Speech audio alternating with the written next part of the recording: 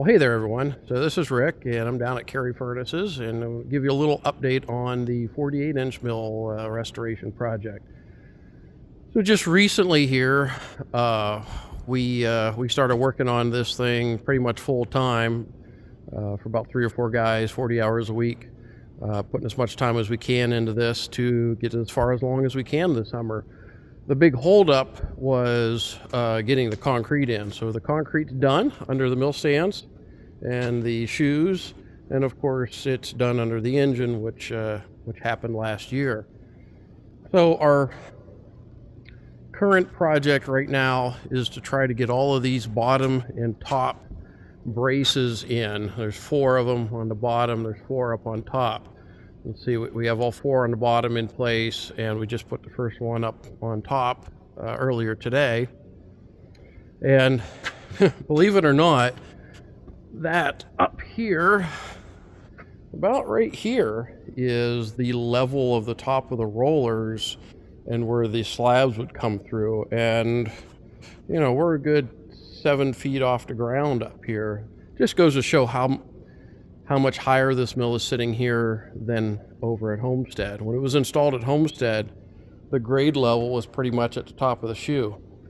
And now we've got a good 3 feet from the top of the shoe down to the grade level in the building. We did it that way so we wouldn't have to dig into all the old blowing engine foundations and everything down below to set this up. We just, started at the floor and then worked our way up. But that doesn't matter. The way that all this is going to be configured, that's not going to bother anything. So the vertical rolls, they sit in here, and the upper braces, the vertical roll sitting on that ledge of that upper brace, and it also sits in here in these 2 tapered landings here. There's screws, large like Acme thread screws, one here and one here, and when those would turn, it would push that whole vertical roll in. And then this here is a hydraulic cylinder that would pull the roll back out, and that's repeated for all 4 corners of the mill. When a plate would roll through, of course, this is a reversing mill. When a plate would roll through, 2 of the rollers would come in to whatever width of plate they're making, and the other 2 would back out of the way. When the plate would reverse coming the other way, those rolls would come in and the other 2 would back out of the way, because you wanted, I forget whether or not, I think you wanted to roll the edges before it went through the main work rolls. It's either one before or after. But definitely you wanted to do it, at a certain place in the rolling. So that made for this mill to be a little bit more complicated to operate all of that. And then out here, you see where the screws went. So there's a spur gear here, there's a spur gear, it goes on that, and another spur gear here. And they all tie into another spur gear here, and that runs across to the other side, the other gear train, and then down to the pinion stand where there's a motor. Does the same thing on the other side. So as you're moving the vertical rolls back and forth, all of these gears are turning one way and then the other. It's our intent as part of the restoration to at least make that mechanism work so that the electric motor can then make these screws go in and out. All right, let's walk over here to the other side. Now we can take a little look inside here. So yeah, right where that plank is, that's basically the level where the slabs would pass through, and with the main work roll down here, and then that lines up with the center line of the crankshaft off in the distance. And then your pinion stand, of course, had your 2 gears, which would power the upper work roll.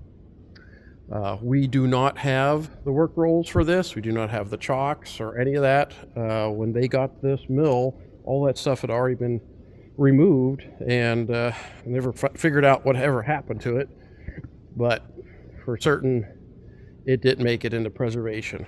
So probably at some point if we can't find existing rolls that are similar in size and that could be machined down to size, we may end up making them as just hollow weldments, making them look as close as we can. So what we're using here for coatings, so everything is black, and everything up here in this piece, I just painted it with it's a rust converter. It's I think tannic acid rust converter. We're using that as a primer on everything. We were using the Rust-Oleum Rusty Metal primer for a while, until one of my members up in Youngstown put me onto this rust converter, and I really love it because, number one, it goes on really nice. It turns everything black. It works real good as a primer. And also, you could just leave some of this stuff on there without putting a top coat on it. So that's what it looks like. And then we have a Sherwin-Williams product called SureChem, and the color is actually called Caviar, which is black with a little tinge of red into it. It's actually the same color that I painted the 58 with. It's the same exact paint.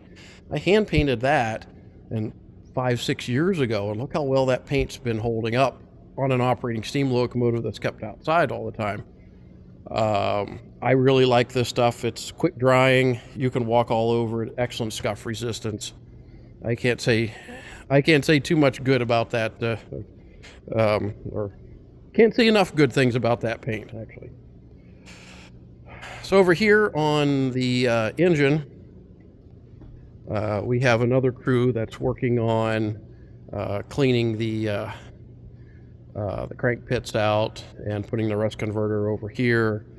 And we're gonna put a few parts on this thing as the summer goes on as well. So we kind of alternate back and forth between the engine and the mill, trying to keep progress going on everything.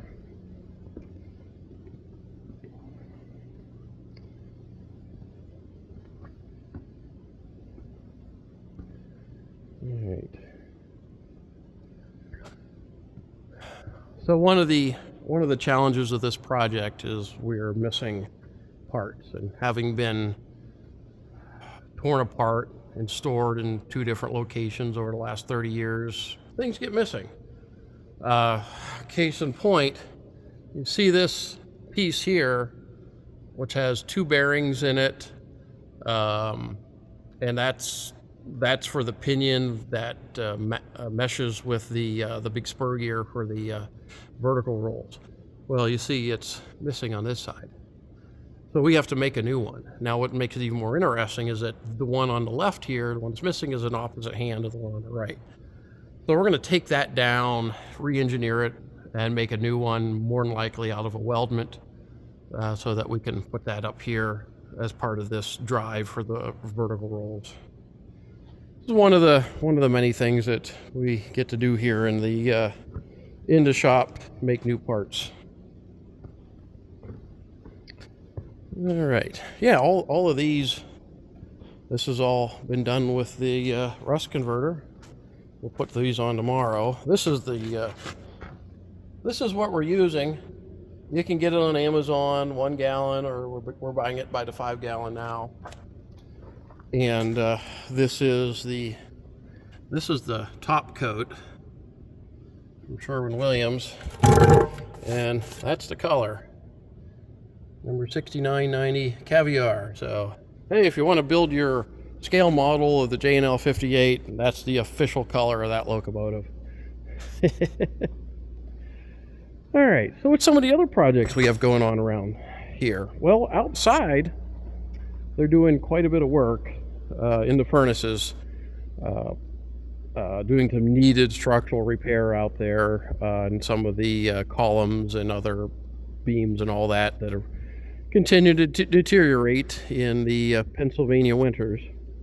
So one of the projects here is to make 2 new columns out of steel plate, and these are going to be riveted together, and they're going to go outside to support some of the big piping. Now what's interesting is that this blowing engine house was, I believe, about 60 feet longer than it is now.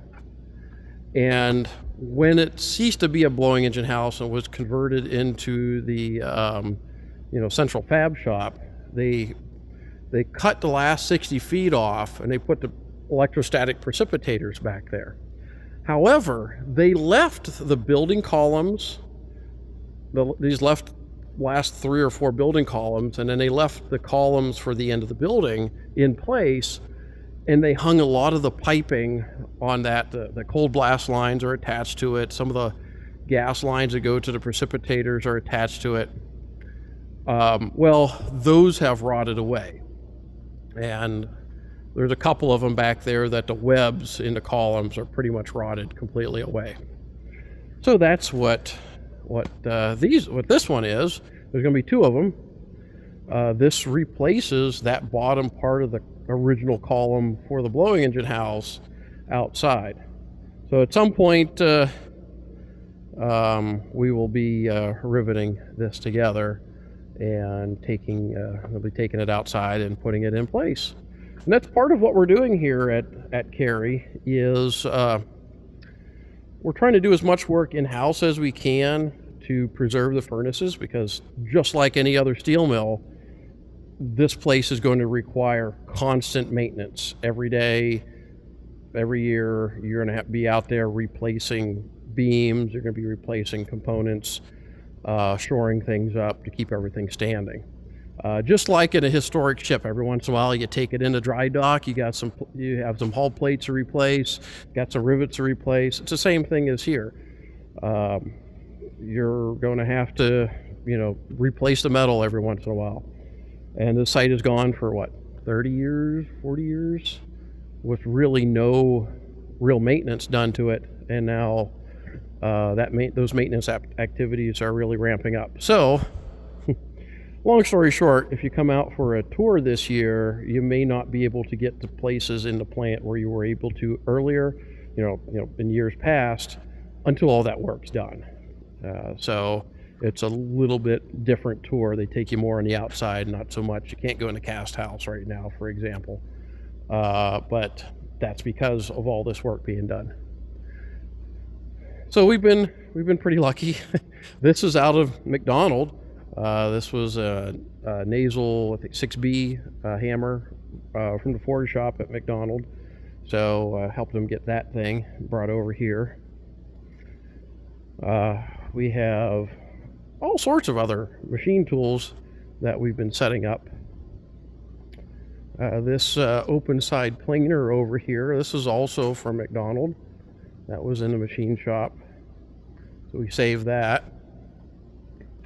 This Niles Bement Pond vertical boring mill is also from McDonald Mills. We haven't used it yet, but we got plenty of projects waiting for it.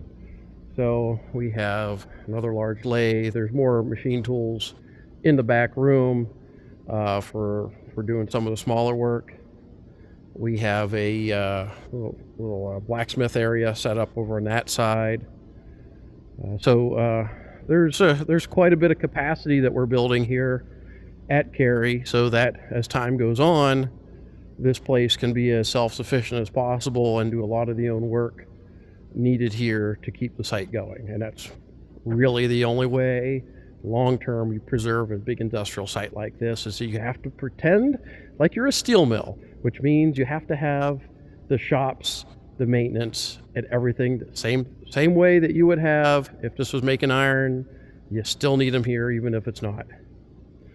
And I play as much of a role as I can. Of course, we've got Youngstown Steel Heritage, and I do my work here as a contractor for Rivers of Steel, basically on the 48 mill, and also help them out everywhere else that I can.